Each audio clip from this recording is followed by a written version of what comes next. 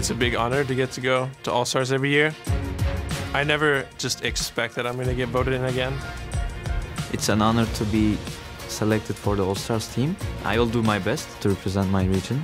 第一次被投选应该算蛮开心的吧，因为去年跟前年都差一点点就可以选上，然后这次有机会来参加，觉得蛮开心。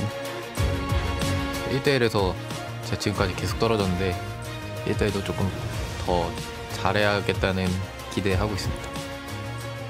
On the 1v1, I'm playing as Faker. I feel like a dream coming true. It's something I always wanted, I always dream about. Yeah, I know that's playing Faker, so you have one shot to be a legend, maybe. Ozi là đương kim vô địch giải solo của chúng ta lần trước, và ở giải lần trước thì em cũng đã thua Ozi, cho nên là lần này thì mặc dù rất khó nhưng mà em muốn phục thù. 如果我能拿到连续第1名的话，我肯定是会非常开心的，因为这个也是大家都没有做到了。 I will be playing against Ambition. Like, this guy is so insane. Like, he has a wife and he's the best jungler in the world, you know? And even if he destroys me, I will be really happy. 괜히 뽑았네라는 소리는 안 듣도록 저희가 열심히 준비해서 치르는 경기는 다 이길 생각입니다. First up, we have LCK's Faker versus Vert from Brazil, a mid laner and a top laner, so no AD carries this time around, but certainly a legendary player in his own right and a fearsome 1v1 opponent, despite not having a particularly good record at All-Star in the 1v1, and we've heard it from the Brazilian players already and Vert himself.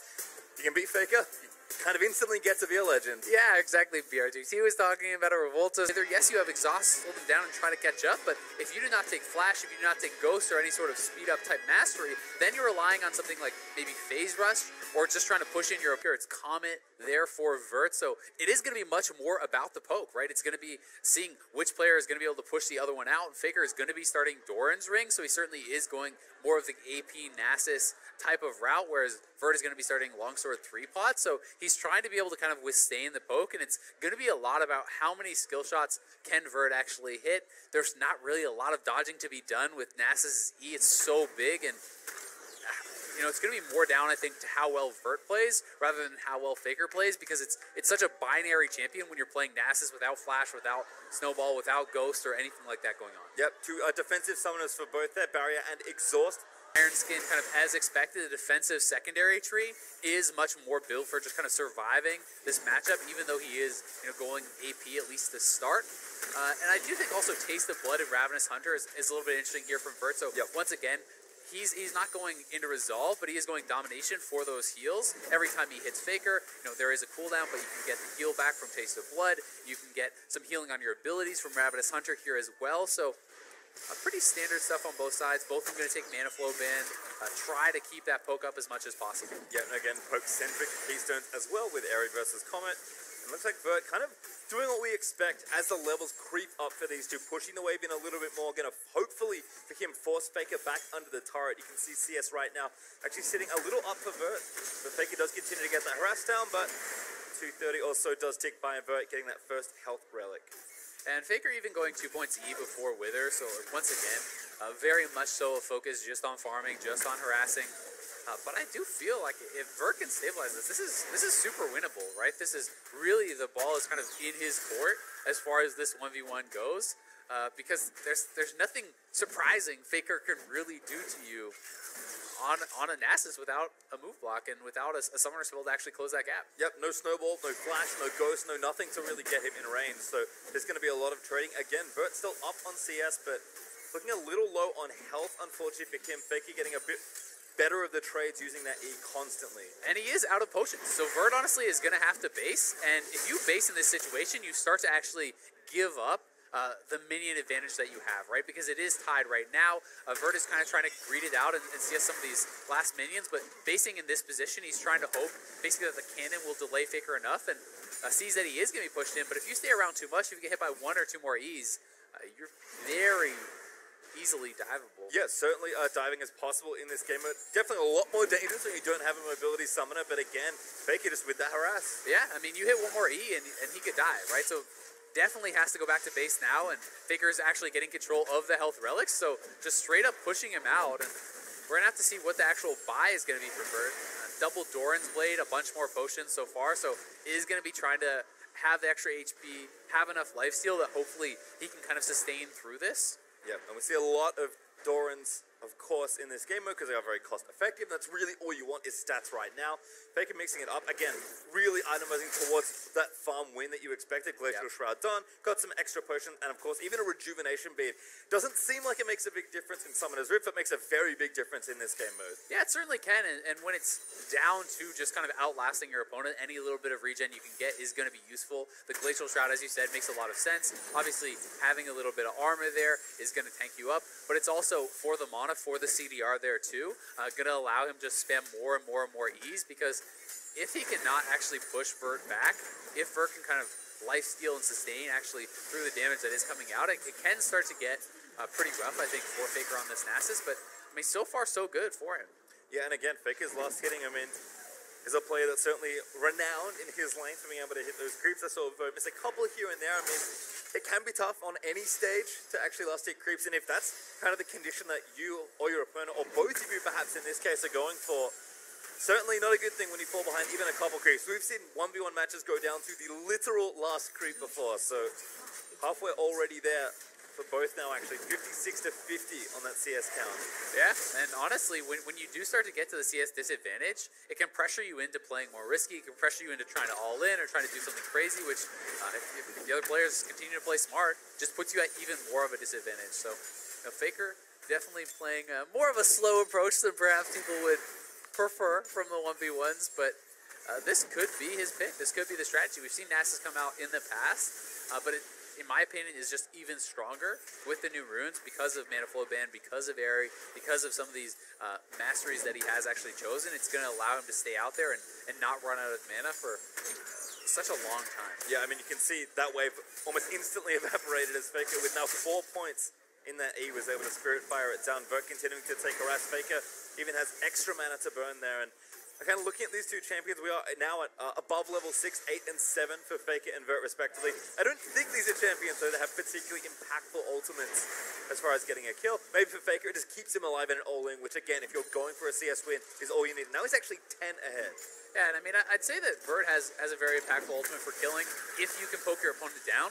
But it's not like you can just ult a full HP Nasus, who has a Glacial Shroud, who has Barrier, who has Exhaust, and just kill him. And honestly, at this point, when you're down 15 CS and you just base now, it's your only real chance is trying to get some sort of an all-in. I don't think you can expect Faker to miss enough farm that is going to be a viable win strategy. Faker has an easy base right now. It's a serrated Dirk for Vert, which is not going to be very effective. It's like that.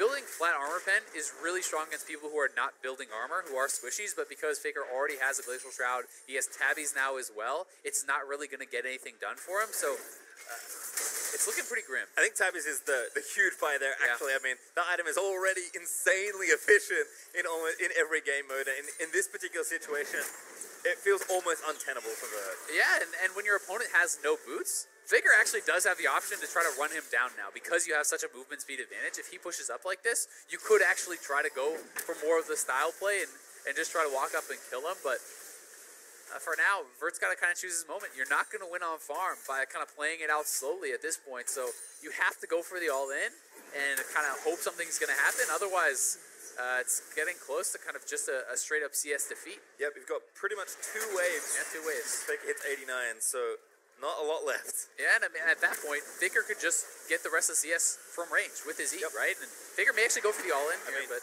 might as well pressure, have a lot of health and your ultimate to work with. Faker waiting on that E cooldown, just gonna slam it down when he sees the moment. And again, more farm falls, only 5 left now for Faker. Even takes the relic off of Vert's side of the map. Yeah, that's it, man. I mean, it's too late. He's gonna proxy. Go behind. Oh, gets into corruption. Maybe Vert's not on him though, so he's not really in any danger at all. He can just walk back out. This is the last wave he needs access to.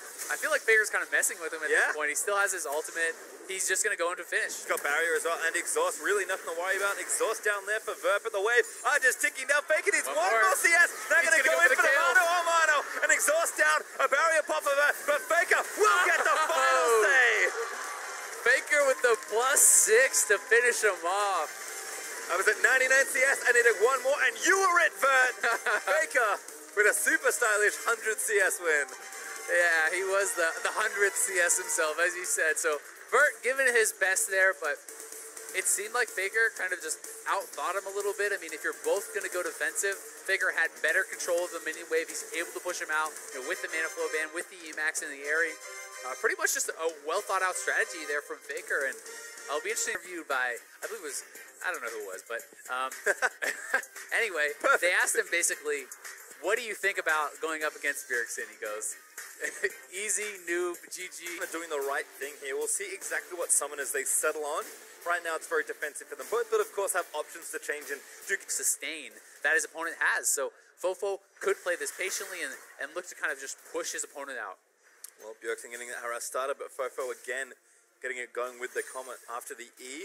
Kind of fun point of pride between these two as well. Fofo, one of his bigger international stages here, after leading his team to 2 good-looking victories. Bjergsen, of course, a former 1v1 champion as well at the All-Star event. So both of these players looking to move on. And unfortunately for this event, it is best of 1, single elim, moving at least until you move into the later stages. So not a lot of room for mistakes. No, not at all. And it's going to be some really tight competition because I do think players are starting to take the 1v1 more and more seriously, kind of as a point of pride, right? It is this thing where there's no excuses really on the table. It is just you versus your opponent. It is not your team versus their team. And these guys want to show that they are the most dominant player on the Rift, that they can crush some of the competition. Yep, my hope for fun died when Grasp of the Undying Caitlyn was a thing. As Bjergsen actually taking a little too much damage here from Fofo, missing all his early skill shots here thanks to those boots and some deft movement there from Fofo. So Bjerg forced pretty far back towards this turret. Again, a nice dodge there of the Dark Sphere from Fofo. And when you lose control of the health pack like that, then that's essentially another full potion giving over to your opponent. So it's almost like you're in a situation where it's 5-2 as far as that regen goes, unless Bjergsen can reestablish control. But he's already had to use both of his potions. Still 3 left for Fofo. He does have the mana flow ban, so although he's a little bit low now, he's going to be able to regen quite a bit on that next spell. Let's get a bit back there. Bjergsen just trying to keep the wave in a more comfortable spot, but Fofo is up more than a wave of minions right now. Bjerg again trying to hit back, but the turret also hits harder in this game mode, so it's not as easy as it is in SR to last hit those minions once they move towards the turret. And Fofo just playing up and aggressive, not afraid at all. Even going to start doing some turret damage as well. Yeah, and he's CSing very well. You know, already a couple CS ahead of there of Bjergsen, and Bjergsen is going to have to base. Fofo is actually going to decide to match that.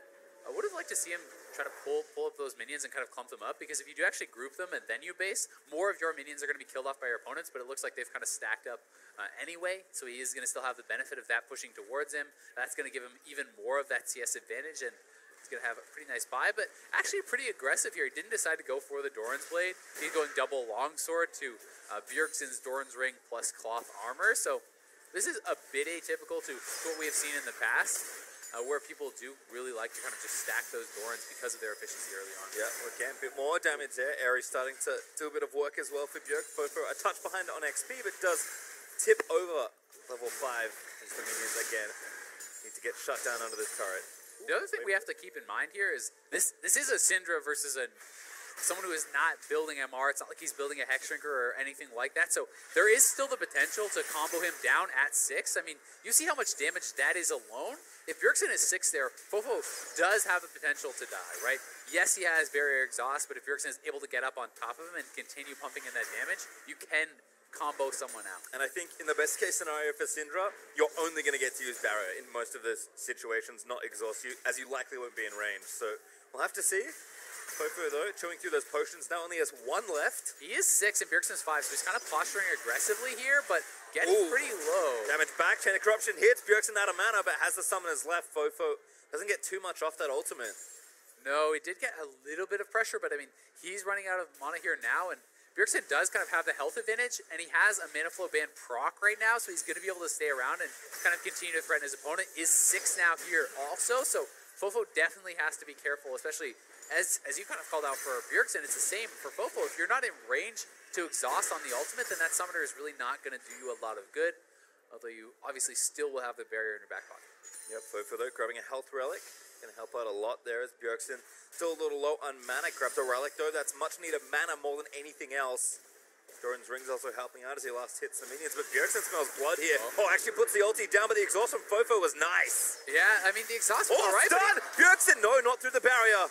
Fofo firing back minions onto Bjergsen. Cannon hailing away at his health bar. And it's good that he could get the exhaust down, but he actually had to move forward to get it, so most of the orbs had already connected before that summoner went off, and now Bjergsen has a double summoner advantage. He is extremely low, so he needs to base, but now, to me, Bjergsen can go for the kill. Like, he can actually start to control the mini-wave and posture and actually look for a 1v1 kill. He's hoping now that he is fake to base, so Fofo will then base, and he can farm out some of these minions because he's staying around at really low HP. Yeah, there's even a bait brewing here as well, potentially, but Bjergsen will get away with that fake base. In fact, staying for another wave here. Yeah, his minions did stack up, so he doesn't want to have it kind of pushing to his opponent, even though it is a cannon wave. He's going to try to shove that out, have enough gold for a good buy, and potentially set himself up for the all-in. Because once again, Fofo going for even more aggressive items, just more long swords, has this rated Dirk. He will be able to get a lot of damage out, but Bjergsen has a 2-summoner advantage, so he needs to kind of utilize that to posture aggressively and at least get something as far as a wave control advantage to get the CS back if you can't go for a kill. Well, Fofo missed 2 minions. He's now up a couple as Bjergsen will have to return. Seeker's arm gold though for Bjergsen, again, kind of keeping with the defensive theme, and Fofo has gone for a full restock on health potions. He had 4, went down to 0, and now has 5, which is, of course, the max allowed. Yeah, not bad. I mean, it's going to give you a lot, right? Health pots are extremely efficient when you talk about HP to gold value. A health potion basically gives you the same amount as 400 gold worth of HP stats if you're buying like an actual ruby crystal, right? So it is very, very powerful as far as that goes, as long as you actually have time to have them all complete their full run. So if you are kind of poking back and forth and you can utilize all of them, great. But if it is a straight 100-0 type situation, well, the health potions don't do as much. Yeah, not a whole lot. Fofo with a nice bit of poke though. Bjergsen with a couple of pots himself. Only 3 right now. As Fofo again going to take some more damage. Bjergsen looking for the all-in stun lands, and there it is! First blood. Nicely played there from Bjergsen. Forcing out both of the summoners actually from Fofo earlier on. Knows he has the advantage. Doesn't even end up needing either of them to complete that 1v1 kill.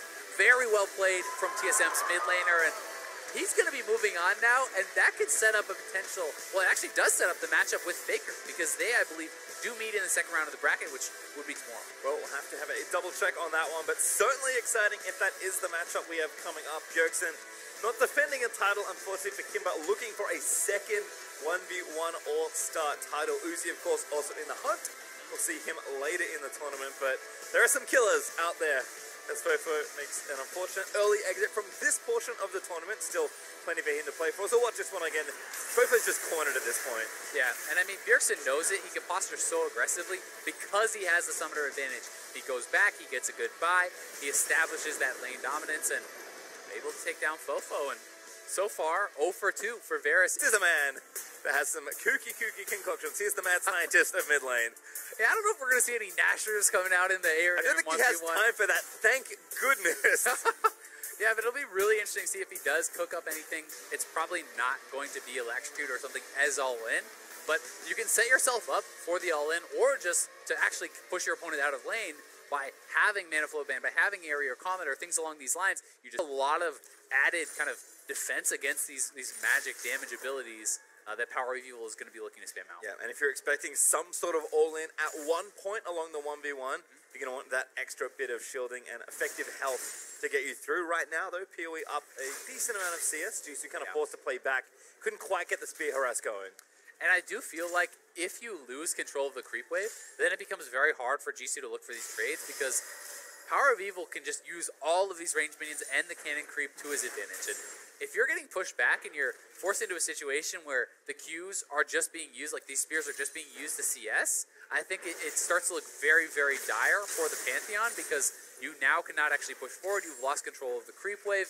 You are using your harass tool to CS, but you're going to be able to CS much more poorly than your opponent. And already, I mean, look at the turret damage. Yeah. Just because of the push that Power of Evil has gotten. And yeah, that was a double cannon wave that did a fair chunk of damage. Yeah. With a bit of help from Power of Evil to the turret. Finally evening up the experience as well for Jisoo, was stuck on, stranded at level 2 for a while.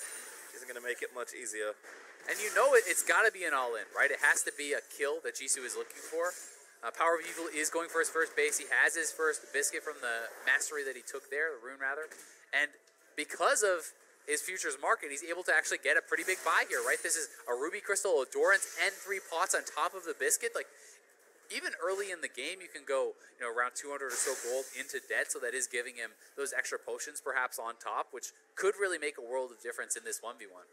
Certainly could, and again, a lot of defensive stuff, kind of as expected here. Power of Evil, happy to farm things out with the lead he's built for himself already, but of course, if any sort of 1v1 starts, can at least get out, or maybe if Jisoo expends too many resources and has to kind of forced back in a last-ditch attempt to win the 1v1, then Power of Evil can, of course, get that kill. So, like you said, like, the reason the farm condition is basically there is so that games just don't stall out when nobody dies. Because at some point, you're right, you fall too far behind, you're forced to do something, and once you're at that deficit, it's usually pretty difficult, but at least you have some other way out, potentially.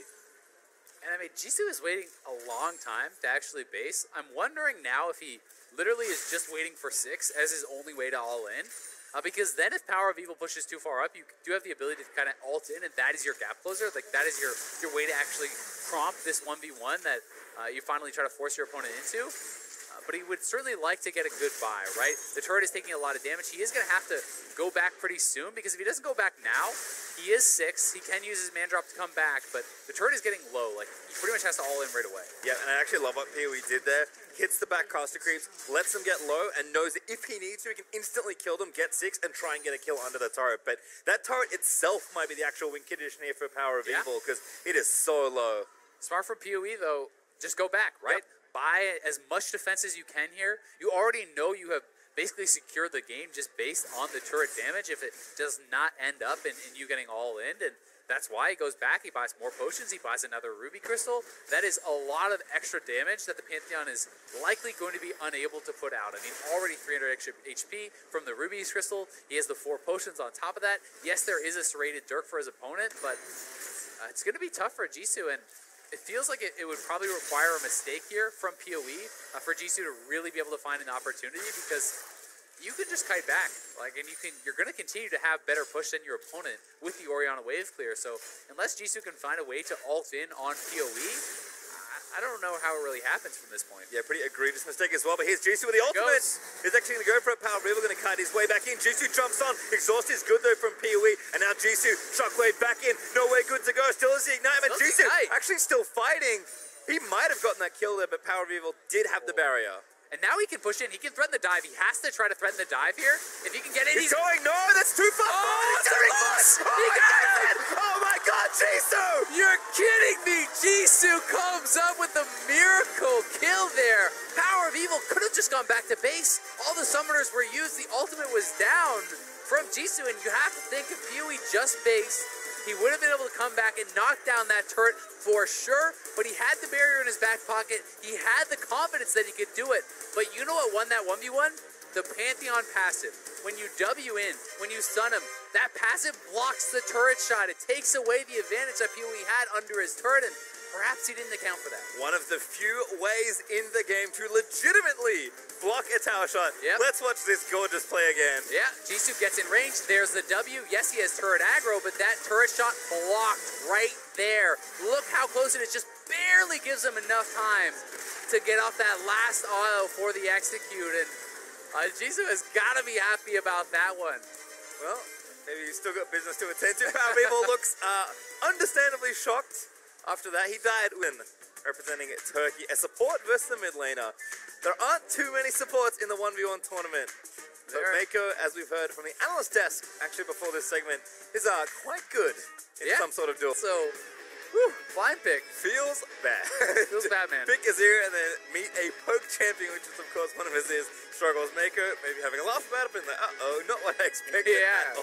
He's probably thinking, maybe I'll get some sort of mid-range hero for Frozen right now, 1. So, yeah. I mean, although the Mako did miss a lot of farm actually pushing it in, Frozen is very clearly not used to last hitting on this map with how the turret does extra damage. He's not looking too comfortable there. And it is ending up with a slight advantage for Mako, even though he only got 6 of the 12 minions. A step forward there for Mako, I think trying to get out from under the radius.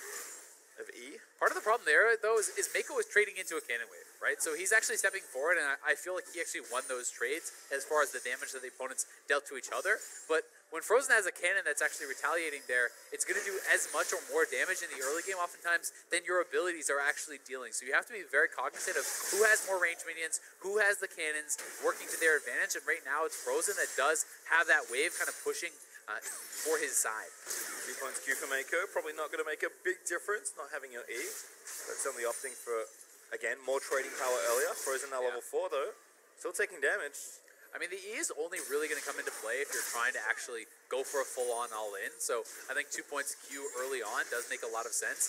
As well, I'd expect to see 2 points E from Frozen in the early levels, and then go your W for the shield at level 4, which is what he's done.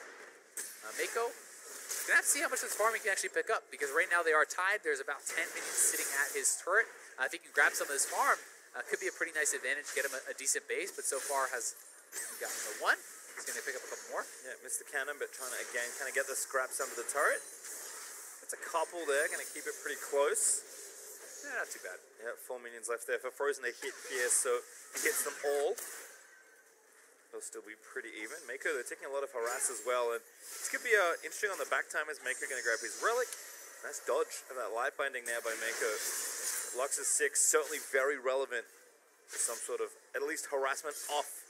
Forcing away, maybe getting a summon if you can connect with a light binding. Mako, though, playing up. Looks like he's going to try and get there first. Like, hitting down those minions. Yeah, it's a pretty interesting one. I mean, they're both staying around relatively low. They don't have any HP potions left, so... Ooh, Mako actually going back in. Frozen forced to burn the heal there. That's actually pretty nice, because it is traded back and forth, but now it's exhaust versus barrier. I do feel like Frozen is going to have more trouble getting good use out of the exhaust if Mako wants to sit back. There's not really going to be a chance for Frozen to do that, where you're always going to get some sort of use from that barrier. One of the really interesting choices here, though, is actually Celestial Body for Frozen. So he's actually taken 10% less damage dealt for 100 HP. So this is the mastery that you take 10% less damage dealt for the first 10 minutes, but you get the bonus health, so he's really kind of just prioritizing what he thinks to be survivability. He's fearing perhaps he can just poke his opponent out and make sure they can't get all in with that. He did also take the biscuit delivery, and oh my god, not even using the barrier. Mako, that was pretty close. I hope he calculated that one, because that was We'll give him the benefit of the doubt. My goodness, nice snipe there from Frozen, actually hitting the edge of that pretty big laser hitbox.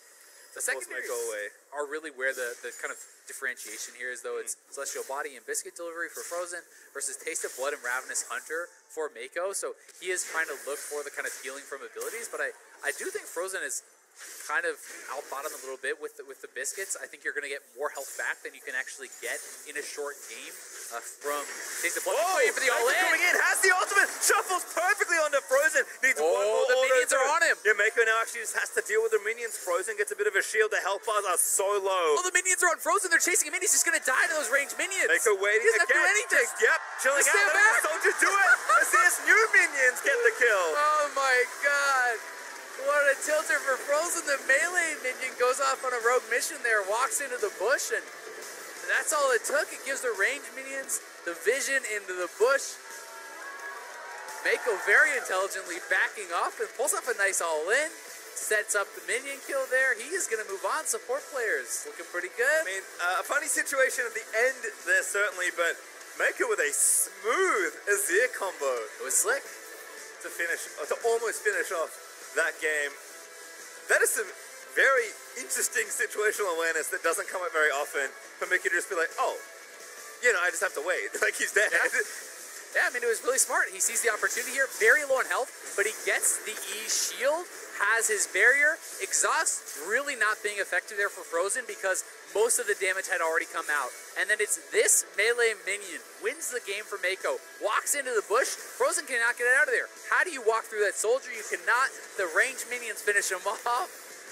Pretty funny situation, and Mako knows what's about to happen there, and he is loving it. Yep, smart stuff at the end there for Mako, but last year, Uzi. It's pretty hype. I mean, Levi, very exciting player. He is the only jungler in the whole tournament for the 1v1, so he is going to be looking to try to pull something off. He's known for aggressive champions. He's known for being super exciting. Junglers traditionally have done very poorly. In Levi playing that Victor, that is what I'm going to go with until I'm proven otherwise. But thankfully, we don't have to wait very long to see what the champions are because we get in the game very quickly. Can see, though, Project Lucian there selected for Uzi, so he will be on a trademark pick both in 2v2 and 1v1. We're also going to get one of two things, an AD carry winning a 1v1, or especially for those AP casters who do not really have too much access to HP regen. They're not going to be building for the lifesteal and things like this. It's definitely interesting to see some of the choices, though, coming out of Uzi, actually going over heal, which is pretty interesting. Not a mastery I see a rune rather taken hardly at all. He's also going for the attack speed, Legend Alacrity. He is going Mana Flow Blend and Scorch as his secondary tree in sorcery. So definitely a very aggressive setup. There's no sort of really like magic resist type talents. There's no regen type talents really. He is certainly set up to look for a kill, right? This is not really a kind of grind him out sustain them type of build. Certainly not yet, but a lot of flexibility here for Lucian. Doesn't dodge that laser though. Uzi taking a little bit of damage actually early on for the harass, but Levi looks out of mana. Yeah, he does look out of mana, but it's 2 potions down already for Uzi, and Levi, he does still have the mana flow ban, so he's going to be able to recoup a lot of this, and I'd say the early stage is going very well for him. Certainly having the push, getting access to that health crystal for Uzi makes a really, really big difference, because already being down a couple of potions without something like a Doran's Blade, without any sort of innate sustain is going to kind of hurt you. Gonna take this relic here, bit of extra health. Might even run it all the way back actually to the base. See if he completes his recall. Levi gonna be able to play up. And the pros have been struggling to actually CS under the turret because of the differences between SR and this map. It deals more damage. It's not necessarily the easy setup of 1 hit on the range minion plus an auto, 2 hits plus a melee. That sort of thing is kind of mixed up. And you can see Levi missed quite a few more of the minions, and Uzi's able to go back. He gets a Vamp Scepter. He's already in lane before the turret is actually attacked, before it is reached by Levi, so he's going to be able to continue to CS, and it puts Levi in a bit of an awkward spot. Like, he can either choose to go back when Uzi could perhaps push it in and deny some of the minions, or he has to kind of just stick around. And this is certainly one of the kind of weakest spots for Victor in general. He is a champion that on the Rift is known for having to make a pretty significant early investment to upgrade that Hex core. That'll take even longer and be less relevant for longer, given that the game is much shorter. Yeah, and I'm really not expecting him to go that route because it is much more of a short game, because that takes a lot of gold, and also, honestly, just because Lucian can kind of dodge out of the second half of the E very easily. So I'm really looking to see something that's more kind of power early on, things like the Seekers, things like multiple Doran's Rings, and these sorts of options, but could very easily be getting stopped here by Uzi. That does allow him to go back, but is going to try to push in, and we'll see that first buy, a couple Dorans and an Amp Tome, so going pretty aggressive here. And again, if Uzi is not in Victor's face, when something like the ultimate comes out, we've actually seen exhaust be, for the most part, relatively ineffective, because the players are actually not in range oftentimes to really get them off and have it be super effective. Yeah, kind of feels like business as usual though for Uzi. That Vamp Step to really just move things along. He's already 10 CS ahead and counting, as Levi is really struggling under the turret here.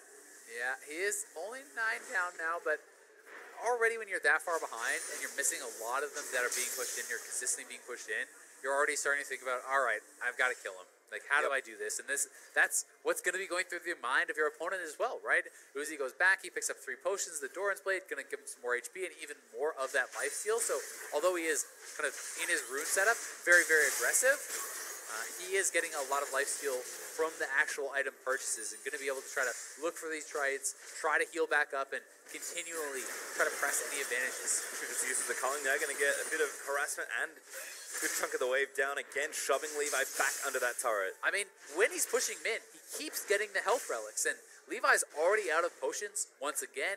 Yes, he still does have his heal, but he's down below half HP. Uzi definitely looking very good so far in the 1v1.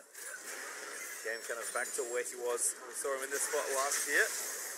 Already halfway there. 52 to 38 now again. Uzi still keeping 10 plus ahead in the race for farm. Turret's even going to take a bit more chip here. Uzi just playing patiently. Yep, and I think that's really intelligent. Like, he knows he has the advantage. He's going to be able to likely force Levi back to base much faster because he has potions, because he has lifesteal, as long as he can trade relatively well. It has to be some sort of an all-in there for Levi. So Uzi going to play it out pretty safe, but Levi still will have his opportunities. The all-in at 6 is going to be very powerful. There's no flash available on Uzi, so if you use your dash poorly, if you get stuck in the Chaos Storm, that Victor ultimate, certainly potential to get taken down. Absolutely, as Levi even happy to play back a bit more. Uzi kind of ran low on health. And of course has to actually hit things to get lifesteal back. Levi has been quite accurate with those E's. Shooting out those lasers, he's been tagging Uzi almost every single time. So certainly very good skill shot accuracy so far from him. And has to dash out. Those are the opportunities where if you use your dash defensively like that before the abilities come out and you do not back off as Uzi is doing, Levi can look for an all-in, but Uzi is playing it very intelligent. Ooh, actually trying to go in for something. Perhaps ulti down from Levi. Is he going to walk out of that one? I don't even know if he hit the first tick.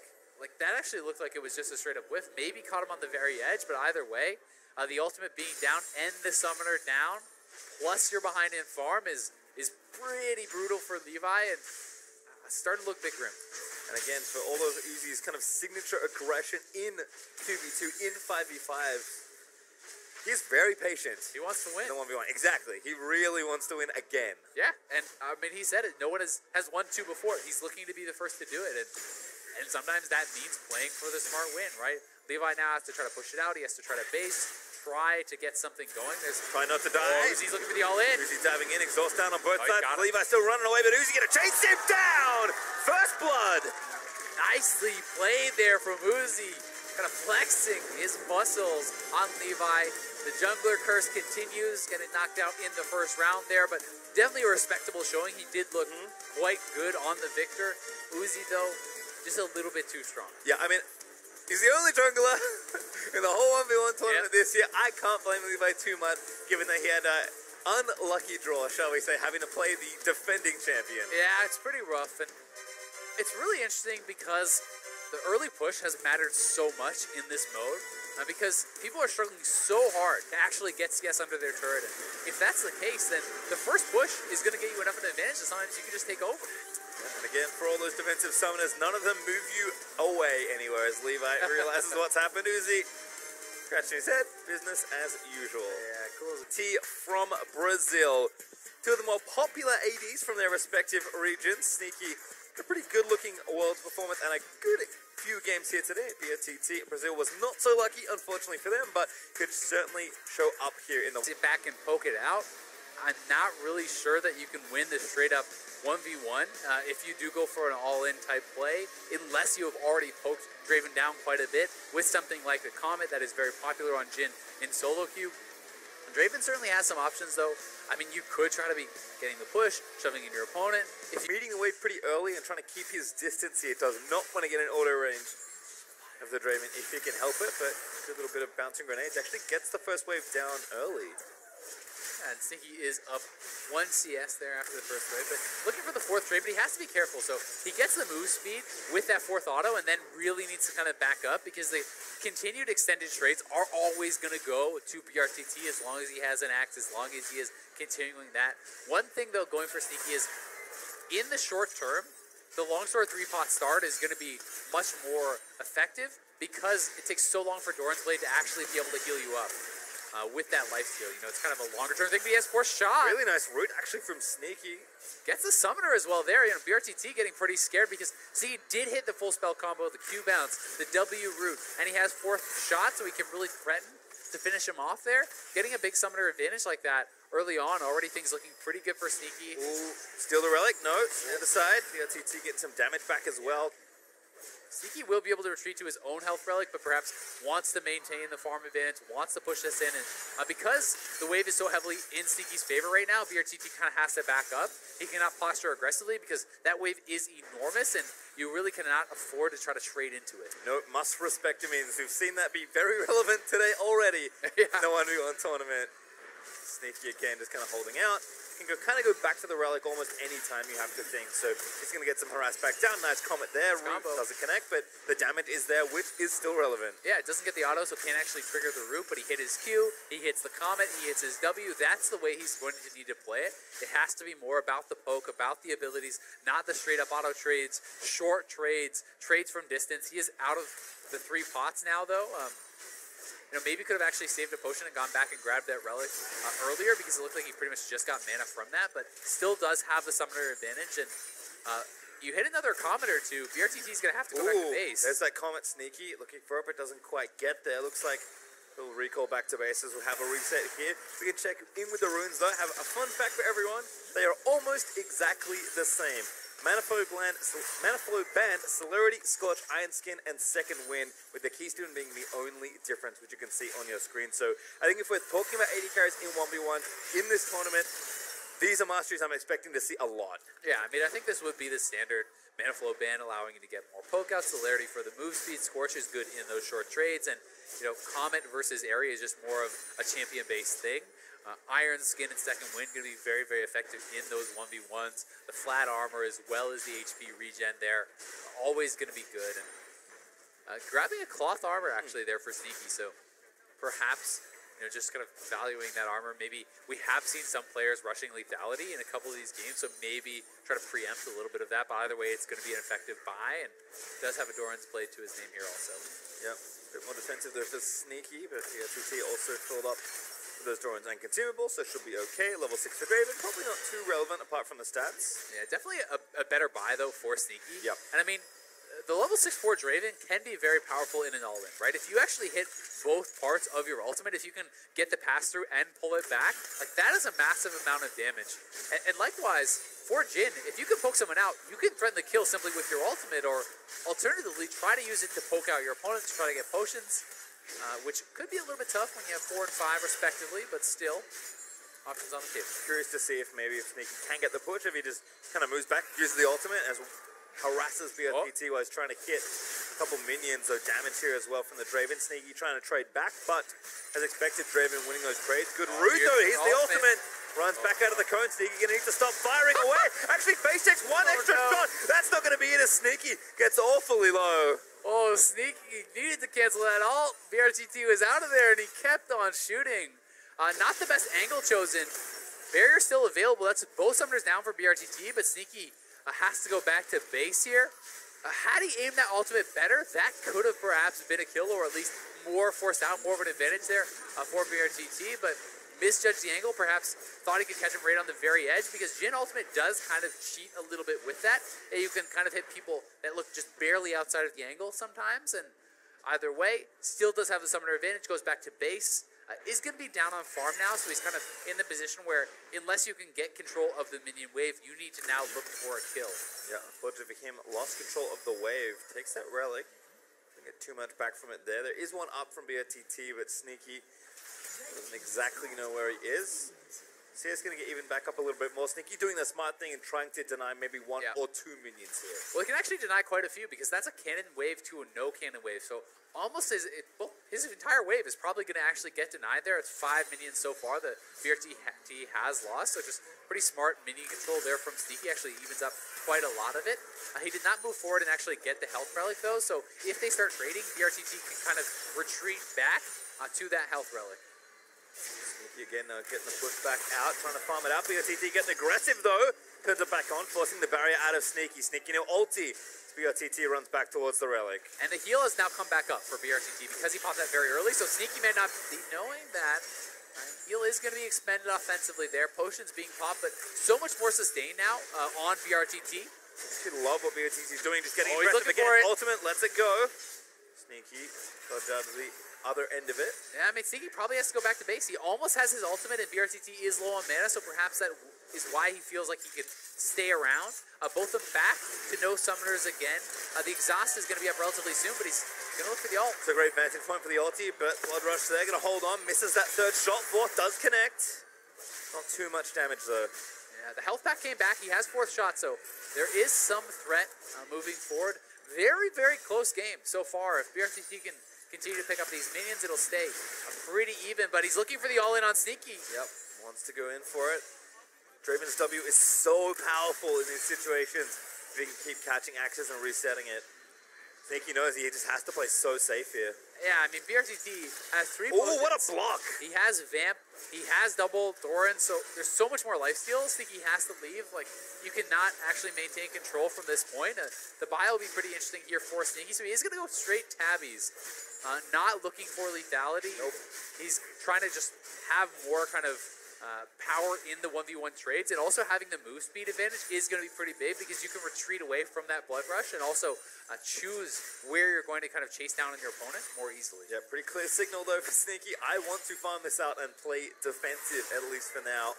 BRTT, they're going to get his recall in. Sneaky clears out these minions. Nice job there, getting, I think, all of them. And while it is certainly a defensive buy, the move speed can be used pretty aggressively, right? Because that in combination with celerity, you're also getting additional move speed on the boots because you have percentage move speed from that. So if you can actually, get that force shot and get out before the retaliation comes in from Draven, that can kind of give you an offensive advantage. And, in these extended trades, tabbies are extremely effective, but he certainly does not have the offensive power there, so you're not looking for as devastating of an ultimate if you got something like a little bit of lethality. Yeah, the nice thing here is this is a very close game still. Well, bouncing up towards the 90 CS count. Well, Sneaky has the minion advantage here.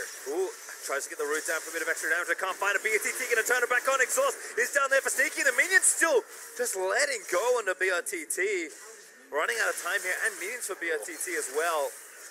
Sneaky almost has ulti also. Yep, Sneaky does. BRTT does have his available though, so if Sneaky is low on health, you have to be careful. He can get the double master. He's going for the all-in here. Too far forward, barrier almost coming up for Sneaky. Doesn't have it yet though. BRTT going back in for it. Damage is good. Health will extend. Still, ultimate Sneaky parallels it.